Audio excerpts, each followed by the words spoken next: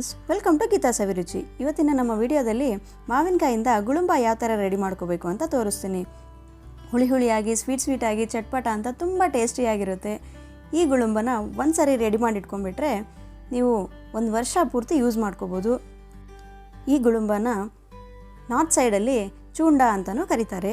ಇದನ್ನು ನಾವು ರೋಟಿಗೆ, ಚಪಾತಿಗೆ, ದೋಸೆಗೆ, ಇಡ್ಲಿಗೆ, ಪೂರಿಗೆ, ಬ್ರೆಡ್ಗೆ, ಹಾಗೆ ಮೊಸರನ್ನಕ್ಕೆ ಯಾವುದಕ್ಕಾದ್ರೂ ಇದನ್ನು ಹಾಕೋಬೋದು. ತುಂಬಾ ಟೇಸ್ಟಿಯಾಗಿರುತ್ತೆ. ಈ ಗುಳುಂಬನ ಊಟದಲ್ಲಿ ಆಗಾಗ ಸ್ವಲ್ಪ ನಂಚ್ಕೊಳ್ಳೋಕ್ಕೆ ಹಾಕೊಂಡು ತಿಂತಾ ಇದ್ದರೆ ಬಾಯಿಗೂ ರುಚಿ, ಹೊಟ್ಟೆಗೂ ಖುಷಿ, ಹಾಗೆ ಮನಸ್ಸಿಗೂ ಖುಷಿ ಅಲ್ವಾ? ಸೊ ಈ ವಿಡಿಯೋ ನೋಡೋಕ್ಕಿಂತ ಮುಂಚೆ ನೀವಿನ್ನೂ ನನ್ನ ಚಾನಲ್ ಸಬ್ಸ್ಕ್ರೈಬ್ ಮಾಡ್ಕೊಂಡಿಲ್ಲ ಅಂದರೆ ಬೇಗ ಸಬ್ಸ್ಕ್ರೈಬ್ ಮಾಡಿಕೊಂಡು ಬೆಲ್ಲೈಕನ್ನ ಕ್ಲಿಕ್ ಮಾಡ್ಕೊಳ್ಳಿ. ಈಗ ತಡ ಮಾಡದೆ ಈ ಗುಳುಂಬ ಯಾವ ಥರ ರೆಡಿ ಮಾಡ್ಕೋಬೇಕು ಅಂತ ಬೇಗ ವಿಡಿಯೋ ನೋಡ್ಕೊಂಬಂದುಬಿಡೋಣವಾ? ಈ ಗುಳುಂಬಗೆ ನಾನು 2 ಈ ಥರ ಗಟ್ಟಿ ಇರೋ ಮಾವಿನಕಾಯಿ ತೊಗೊಂಡಿದ್ದೀನಿ. ಈ ಗುಳುಂಬ ರೆಡಿ ಮಾಡೋಕ್ಕೆ ಈ ಥರ ಸ್ವಲ್ಪ ಗಟ್ಟಿ ಇರಬೇಕು ಮಾವಿನಕಾಯಿ, ಆವಾಗಲೇ ಚೆನ್ನಾಗಿ ತುರಿಲಿಕ್ಕೆ ಬರುತ್ತೆ. ಈಗ ಫಸ್ಟ್ಗೆ ಇದ್ರ ಮೇಲಿರೋ ಸಿಪ್ಪೆ ಎಲ್ಲ ನೀಟಾಗಿ ರಿಮೂವ್ ಮಾಡ್ಕೊತೀನಿ. ಮಾವಿನಕಾಯಿ ಸ್ವಲ್ಪ ಜಾಸ್ತಿ ಹುಳಿ ಇದ್ರೇ ಇದು ಟೇಸ್ಟ್ ತುಂಬ ಚೆನ್ನಾಗಿರುತ್ತೆ. ನೋಡಿ, ನಾನು 2 ಮಾವಿನಕಾಯಿನೂ ಸಿಪ್ಪೆ ಎಲ್ಲ ರಿಮೂವ್ ಮಾಡಿಕೊಂಡು ನೀಟಾಗಿ ಇಟ್ಕೊಂಡಿದ್ದೀನಿ ಈ ಥರ. ಈಗ ಇದನ್ನು ಈ ಥರ ಮೀಡಿಯಮ್ ಸೈಜ್ ಗ್ರೇಟರ್ನಲ್ಲಿ ಈ ಥರ ತುರ್ಕೋಬೇಕು.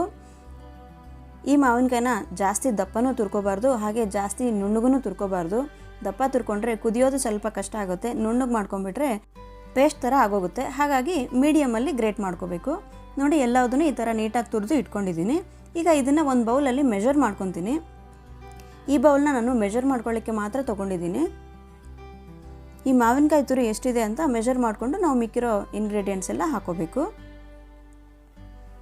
ನೋಡಿ, 2 ಮಾವಿನಕಾಯಿಂದ ನನಗೆ 1 ಬೌಲಷ್ಟು ಮಾವಿನಕಾಯಿ ತುರಿ ಬಂದಿದೆ. ಈಗ ಈ ಮಾವಿನಕಾಯಿ ತುರಿ ಎಲ್ಲ ಒಂದು ದೊಡ್ಡ ಬೌಲಲ್ಲಿ ಟ್ರಾನ್ಸ್ಫರ್ ಮಾಡ್ಕೊತೀನಿ.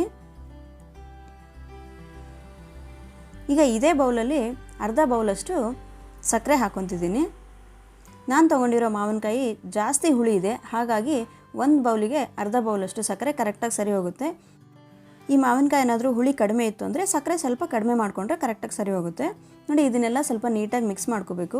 ಈ ಮಾವಿನಕಾಯಲ್ಲಿ ಎಲ್ಲ ಸಕ್ಕರೆ ಚೆನ್ನಾಗಿ ಮಿಕ್ಸ್ ಮಾಡಿ ಇದನ್ನು ನೆನೆಯೋಕೆ ಬಿಡಬೇಕು. ನೋಡಿ, ಈ ಥರ ಕಂಪ್ಲೀಟಾಗಿ ಮಿಕ್ಸ್ ಮಾಡ್ಕೊಂಡಿದ್ದೀನಿ. ಹೀಗೆಲ್ಲ ಮಿಕ್ಸ್ ಮಾಡ್ಕೊಂಡ್ಮೇಲೆ ಇದನ್ನು ಕ್ಲೋಸ್ ಮಾಡಿ ಒಂದು 15 ನಿಮಿಷ ಇದು ನೆನೆಯೋಕೆ ಬಿಡ್ತೀನಿ. ಇದು ನೆನೆಯೋಷ್ಟರೊಳಗೆ ಮಸಾಲೆಗೆಲ್ಲ ರೆಡಿ ಮಾಡ್ಕೊಳ್ಳೋಣ. ಈ ಮಸಾಲೆಗೆ ಜಾಸ್ತಿ ಇಂಗ್ರೀಡಿಯೆಂಟ್ಸ್ ಏನೂ ಬೇಕಾಗಿಲ್ಲ, ಬರೀ 3 ಇಂಗ್ರೀಡಿಯೆಂಟ್ಸಿಂದ ರೆಡಿ ಮಾಡ್ಕೋಬೋದು. ಈಗ ಒಂದು ಪ್ಯಾನ್ ಮೇಲೆ ಅರ್ಧ ಸ್ಪೂನಷ್ಟು ಓಂಕಾಳು ಹಾಕ್ಕೊಂಡಿದ್ದೀನಿ, 1/4 ಸ್ಪೂನಷ್ಟು ಮೆಂತ್ಯಕಾಳು, ಹಾಗೆ ಒಂದು ಅರ್ಧ ಸ್ಪೂನಷ್ಟು ಜೀರಿಗೆ ಹಾಕ್ಕೊಂಡಿದ್ದೀನಿ. ಈ 3 ಐಟಮ್ಸ್ನ ಸ್ವಲ್ಪ ಲೋ ಫ್ಲೇಮಲ್ಲಿ ಚೆನ್ನಾಗಿ ಫ್ರೈ ಮಾಡ್ಕೋಬೇಕು. ಇದು ಫ್ಲೇವರ್ ಎಲ್ಲ ಚೆನ್ನಾಗಿ ಬಂದು ಸ್ವಲ್ಪ ಕೆಂಪಗಾಗೋವರೆಗೂ ಫ್ರೈ ಮಾಡ್ಕೋಬೇಕು. ನೋಡಿ, ಈ ಮಸಾಲೆನ ನಾವು ಕರೆಕ್ಟಾಗಿ ಫ್ರೈ ಮಾಡ್ಕೋಬೇಕು. ಇದು ಸೀದೋಗ್ಬಿಟ್ರೆ ನಾವು ಮಾಡ್ಕೊಳ್ಳೋ ಗುಳುಂಬ ಕಹಿ ಆಗಿಬಿಡುತ್ತೆ. ಹಾಗಾಗಿ ಇದು ಕರೆಕ್ಟಾಗಿ ಲೋ ಫ್ಲೇಮಲ್ಲಿ ಇಟ್ಕೊಂಡು ಸ್ವಲ್ಪ ಕೆಂಪಗಾಗೋವರೆಗೂ ಮಾತ್ರ ಫ್ರೈ ಮಾಡ್ಕೋಬೇಕು. ಇದು ಫ್ಲೇವರ್ ಚೆನ್ನಾಗಿ ಬರೋವರೆಗೂ ಫ್ರೈ ಮಾಡ್ಕೋಬೇಕು. ನೋಡಿ, ಈ ಥರ ಚೆನ್ನಾಗಿ ಕೆಂಪಗಾಗೋವರೆಗೂ ಫ್ರೈ ಮಾಡ್ಕೊಂಡಿದ್ದೀನಿ. ಈಗ ಸ್ಟವ್ ಆಫ್ ಮಾಡಿಕೊಂಡು ಇದನ್ನೆಲ್ಲ ಒಂದು ಕುಟಾಣದಲ್ಲಿ ಹಾಕ್ಕೊತಿದ್ದೀನಿ. ಇದು ಮಿಕ್ಸಿ ಜಾರಲ್ಲಿ ಇಡ್ಸಲ್ಲಲ್ವ, ಹಾಗಾಗಿ ನಾನು ಈ ಥರ ಕುಟಾಣದಲ್ಲಿ ಹಾಕ್ಕೊಂಡು ಇದನ್ನು ಫೈನ್ ಪೌಡ್ರ್ ಮಾಡ್ಕೋಬೇಕು. ಚೆನ್ನಾಗಿ ಈ ಥರ ಕುಟ್ಕೊಂಡು ಇದನ್ನು ಪೌಡ್ರ್ ಮಾಡ್ಕೊತೀನಿ. ನಿಮಗೇನಾದರೂ ಮಿಕ್ಸಿಲಿ ರನ್ ಆಯಿತು ಅಂತಂದರೆ ಇದನ್ನು ಮಿಕ್ಸಿಯಲ್ಲಾದರೂ ಹಾಕ್ಕೋಬೋದು. ನೋಡಿ, ನಾನು ಈ ಥರ ಪೌಡ್ರ್ ನುಣ್ಣಗೆ ಇದರಲ್ಲಿ ಕುಟ್ಕೊಂಡು ರೆಡಿ ಮಾಡ್ಕೊಂಡಿದ್ದೀನಿ. ಈಗ ಇದು ಒಂದು ಸೈಡಲ್ಲಿ ಇಟ್ಕೊತೀನಿ. ಈಗ ಮಾವಿನಕಾಯಿ ಸಕ್ಕರೆ ನೆನೆಸಿಟ್ಕೊಂಡಿದ್ವಲ್ವ, ಇದು ಎಲ್ಲ ಚೆನ್ನಾಗಿ ನೆಂದಿದೆ. ನೋಡಿ, ಇಷ್ಟು ನೀಟಾಗಿ ನೆಂದ್ಬಿಟ್ಟು ರಸ ಎಲ್ಲ ಬಿಟ್ಕೊಂಡಿದೆ. ನೋಡಿ, ಎಷ್ಟು ಚೆನ್ನಾಗಿ ರಸ ಎಲ್ಲ ಬಿಟ್ಕೊಂಡಿದೆ. ಸಕ್ಕರೆ ಎಲ್ಲ ಚೆನ್ನಾಗಿ ಕರಗೋಗಿದೆ ಇದರಲ್ಲಿ. ಇದನ್ನೆಲ್ಲ ಒಂದು ಸಾರಿ ಮಿಕ್ಸ್ ಮಾಡಿಕೊಂಡು ಈಗ ಒಂದು ಪ್ಯಾನಲ್ಲಿ ಹಾಕ್ಕೊಂಡು ಇದನ್ನು ಮೀಡಿಯಮ್ ಫ್ಲೇಮಿಂದ ಲೋ ಫ್ಲೇಮಿಗೆ ಅಡ್ಜಸ್ಟ್ ಮಾಡ್ಕೋಬೇಕಾಗುತ್ತೆ. ನೋಡಿ, ಈ ಥರ ಮಾವಿನಕಾಯಿ ಎಲ್ಲ ಹಾಕ್ಕೊಂಡು ಈಗ ಇದಕ್ಕೆ 1/4 ಸ್ಪೂನಷ್ಟು ಅರಿಶಿನ ಪುಡಿ ಹಾಕ್ಕೊತಿದ್ದೀನಿ, ಹಾಗೆ 1 ಸ್ಪೂನಷ್ಟು ಹಚ್ಕಾರದ ಪುಡಿ, ಸ್ವಲ್ಪ ಉಪ್ಪು, ಹಾಗೆ ನಾವು ಫ್ರೈ ಮಾಡಿಕೊಂಡು ಪುಡಿ ಮಾಡ್ಕೊಂಡಿದ್ವಲ್ಲ ಆ ಪೌಡ್ರನ್ನು ಹಾಕ್ಕೊತೀನಿ ಇದರಲ್ಲಿ. ಈಗ ಈ ಎಲ್ಲವನ್ನೂ ನೀಟಾಗಿ ಮಿಕ್ಸ್ ಆಗೋವರೆಗೂ ಚೆನ್ನಾಗಿ ಮಿಕ್ಸ್ ಮಾಡ್ಕೋಬೇಕು. ನೋಡಿ, ನಾವು ಇದರಲ್ಲಿ ಹಾಕೊಳ್ಳೋ ಉಪ್ಪು, ಖಾರ, ಸಕ್ಕರೆ ಇದೆಲ್ಲದನ್ನು ಮಾವಿನಕಾಯಿ ಹುಳಿ ಮೇಲೇ ಡಿಪೆಂಡ್ ಆಗುತ್ತೆ. ಮಾವಿನಕಾಯಿ ಹುಳಿ ಜಾಸ್ತಿ ಇತ್ತು ಅಂತಂದರೆ ಈಗ ನಾನು ಹಾಕಿರೋ ಮೆಜರ್ಮೆಂಟ್ಸ್ ಪರ್ಫೆಕ್ಟಾಗಿ ಸರಿ ಹೋಗುತ್ತೆ.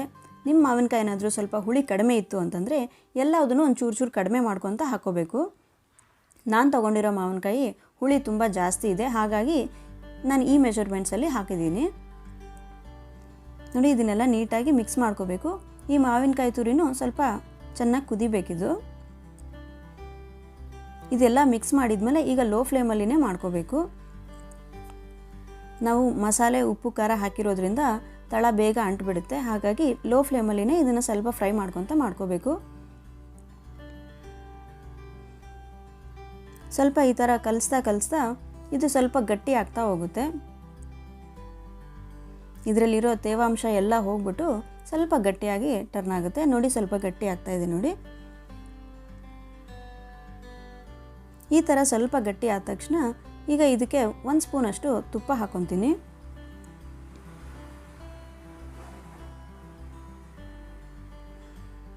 ಈ ಥರ ತುಪ್ಪ ಹಾಕೊಳ್ಳೋದ್ರಿಂದ ತುಂಬ ಫ್ಲೇವರ್ ಚೆನ್ನಾಗಿರುತ್ತೆ, ಹಾಗೆ ತಳನೂ ಬೇಗ ಅಂಟ್ಕೊಳ್ದಂಗೆ ಚೆನ್ನಾಗಾಗುತ್ತೆ. ಈ ಗುಳುಂಬನ ನಾವು ಈ ಥರ ಪರ್ಫೆಕ್ಟಾಗಿ ಫ್ರೈ ಮಾಡ್ಕೊಂಡ್ರೇ ಇದು ಜಾಸ್ತಿ ದಿನ ಸ್ಟೋರ್ ಮಾಡ್ಕೋಬೋದು. ನಾವೇನಾದರೂ ಕಡಿಮೆ ಫ್ರೈ ಮಾಡಿಕೊಂಡ್ರೆ ಇದು ಬೇಗ ಕೆಟ್ಟೋಗ್ಬಿಡುತ್ತೆ. ಹಾಗೆ ಜಾಸ್ತಿ ಫ್ರೈ ಮಾಡಿದ್ರೂ ಸ್ವಲ್ಪ ದಿನ ಆದಮೇಲೆ ಸಕ್ಕರೆ ಎಲ್ಲ ಸ್ವಲ್ಪ ಡ್ರೈ ಆಗಿ ಗಟ್ಟಿ ಆಗೋಗುತ್ತೆ. ಹಾಗಾಗಿ ಇದು ಕರೆಕ್ಟಾಗಿ ರೆಡಿ ಮಾಡ್ಕೋಬೇಕು. ಕರೆಕ್ಟಾಗಿ ಮಾಡಿಕೊಂಡ್ರೆ ಇದು ಕನ್ಸಿಸ್ಟೆನ್ಸಿನೂ ಹಾಗೇ ಇರುತ್ತೆ, ಜಾಸ್ತಿ ದಿನ ಸ್ಟೋರ್ ಮಾಡಿನೂ ಇಟ್ಕೋಬೋದು. ಇದು ಯಾವ ಕನ್ಸಿಸ್ಟೆನ್ಸಿಯಲ್ಲಿ ನಾವು ಸ್ಟವ್ ಆಫ್ ಮಾಡ್ಕೋಬೇಕು ಅಂತ ನಾನು ನಿಮಗೆ ತೋರಿಸ್ತೀನಿ. ನೋಡಿ, ಇದೆಲ್ಲ ಚೆನ್ನಾಗಿ ಸ್ವಲ್ಪ ಗಟ್ಟಿ ಆಗ್ತಾ ಬಂದಿದೆ ಅಲ್ವಾ. ಈ ಥರ ಗಟ್ಟಿ ಆಗ್ತಾ ಇದ್ದರೆ ನಾವು ಮಧ್ಯೆ ಸ್ವಲ್ಪ ಚೆಕ್ ಮಾಡಿ ನೋಡ್ಕೊತಾ ಇರಬೇಕು. ಇದು ನೋಡಿ, ಈ ಥರ ಪಾಕ ಥರ ಬರಬೇಕು. ನಿಮಗೆ ಕಾಣಿಸ್ತಾ ಇದೆ ಅಲ್ವಾ, ಎಳೆ ಬರ್ತಾ ಇದೆ ಅಲ್ವಾ, ಈ ಥರ ಪಾಕ ಬರೋವರೆಗೂ ನಾವು ಫ್ರೈ ಮಾಡ್ಕೋಬೇಕು. ಈಗ ಇದು ರೆಡಿ ಆಗಿದೆ, ಸ್ಟವ್ ಆಫ್ ಮಾಡ್ಕೊತೀನಿ. ಈ ಗುಳುಂಬನ ನೀವು ತಣ್ಣಗಾದ್ಮೇಲೆ ಒಂದು ಗ್ಲಾಸ್ ಜಾರಲ್ಲಿ ಅಥವಾ ಒಂದು ಏರ್ಟೈಟ್ ಕಂಟೈನರಲ್ಲಿ ಸ್ಟೋರ್ ಮಾಡಿ ಇಟ್ಕೋಬೋದು. ಫ್ರಿಜ್ಜೂ ಇಲ್ದಂಗೆ ಹೊರಗಡೆನೇ ಸ್ಟೋರ್ ಮಾಡಿ ಇಟ್ಕೋಬೋದು. ನೋಡಿ, ನಾನು ಒಂದು ಚಪಾತಿಗೆ ಯಾವ ಥರ ಸ್ಪ್ರೆಡ್ ಮಾಡಿ ಹಾಕ್ಕೋಬೇಕು ಅಂತ ತೋರಿಸ್ತೀನಿ. ಚಿಕ್ಕ ಮಕ್ಕಳು ಚಪಾತಿ ತಿನ್ನಲಿಕ್ಕೆ, ರೊಟ್ಟಿ ತಿನ್ನಲಿಕ್ಕೆ ತುಂಬ ಹಠ ಮಾಡ್ತಾರಲ್ವ, ಅಂಥ ಮಕ್ಕಳಿಗೆ ಈ ಥರ ಗುಳುಂಬ ರೆಡಿ ಮಾಡಿಬಿಟ್ಟು ಈ ಥರ ಚೆನ್ನಾಗಿ ಸ್ಪ್ರೆಡ್ ಮಾಡಿಕೊಂಡು ಸುತ್ತಬಿಟ್ಟು ಕೊಟ್ಬಿಟ್ರೆ ಓಡಾಡ್ಕೊತ ತಿಂದ್ಬಿಡ್ತಾರೆ. ನಿಮಗೆ ತಿನ್ಸೋ ಕಷ್ಟವೂ ಇರಲ್ಲ, ಹಾಗೆ ಮಕ್ಕಳಿಗೆ ತಿಂದೀವಿ ಅನ್ನೋ ಫೀಲಿಂಗೂ ಇರಲ್ಲ. ನೋಡಿ, ಈ ಥರ ಸುತ್ತಬಿಟ್ಟು ಮಕ್ಕಳ ಕೈಗೆ ಕೊಟ್ಬಿಟ್ರೆ ಆಟ ಆಡ್ಕೊತ ತಿಂದ್ಬಿಡ್ತಾರೆ. ನೋಡಿದರೆ ಈಗ ಈ ಗುಳುಂಬ ತಣ್ಣಗಾಗೋಗಿದೆ. ಇದನ್ನು ಈ ಥರ ಏರ್ಟೈಟ್ ಕಂಟೈನರಲ್ಲಿ ಇಲ್ಲ ಅಂದರೆ ಒಂದು ಗ್ಲಾಸ್ ಜಾರಲ್ಲಿ ಸ್ಟೋರ್ ಮಾಡಿ ಇಟ್ಕೋಬೋದು. ಫ್ರಿಜ್ಜಲ್ಲಿ ಇಡಬೇಕು ಅಂತ ಏನೂ ಇಲ್ಲ, ಹೊರಗಡೆ ಇಟ್ಟರೂ 1 ಇಯರ್ವರೆಗೂ ಸ್ಟೋರ್ ಮಾಡ್ಬೋದು. ನಾನು ಹೇಳಿರೋ ಥರ ಮಾಡಿದರೆ ಪರ್ಫೆಕ್ಟಾಗಿ ಎಷ್ಟು ದಿನ ಆದರೂ ಕೆಡದಂಗೆ ಚೆನ್ನಾಗಿರುತ್ತೆ. ಎಷ್ಟು ಈಸಿ ಅಲ್ವಾ ಫ್ರೆಂಡ್ಸ್ ಈ ಗುಳುಂಬ ರೆಡಿ ಮಾಡ್ಕೊಳ್ಳೋದು. ಮಾವಿನಕಾಯಿ ಸೀಸನ್ ಬಂದಾಗೆ ಒಂದು ಸಾರಿ ಈ ಥರ ರೆಡಿ ಮಾಡಿಟ್ಕೊಂಡ್ಬಿಟ್ರೆ ನೀವು ವರ್ಷ ಪೂರ್ತಿ ಯೂಸ್ ಮಾಡ್ಕೋಬೋದು. ಖಂಡಿತ ನೀವು ಮನೇಲಿ ಟ್ರೈ ಮಾಡಿಬಿಟ್ಟು ನಿಮ್ಗೆ ಯಾವ ಥರ ಬಂದಿದೆ ಅಂತ ನನಗೆ ಕಮೆಂಟ್ ಮಾಡಿ ತಿಳಿಸಿ. ನಿಮಗೆ ಈ ವಿಡಿಯೋ ಇಷ್ಟ ಆಗಿದೆ ದಯವಿಟ್ಟು ಒಂದೇ ಒಂದು ಲೈಕ್ ಮಾಡಿ. ಮತ್ತಷ್ಟು ಒಳ್ಳೊಳ್ಳೆ ರೆಸಿಪಿಗಳೊಂದಿಗೆ ಮತ್ತೆ ಭೇಟಿಯಾಗೋಣ ಫ್ರೆಂಡ್ಸ್. Thanks for watching.